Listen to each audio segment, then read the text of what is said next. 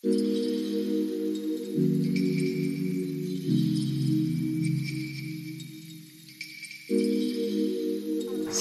iyong pakiingatan ang pinabiling cellphone ni Papa para sa iyong kaarawan.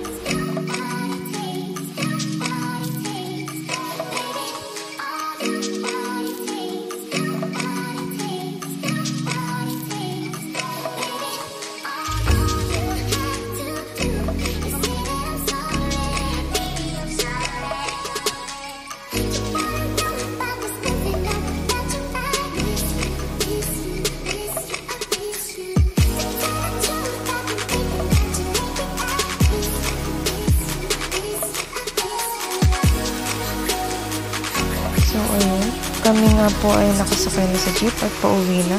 Kami pagod na pagod.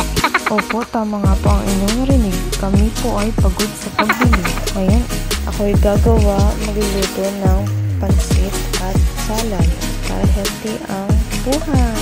Sana'y aking kapatid kayo ng samahan sa aking inihanda para sa iyong kaarawan.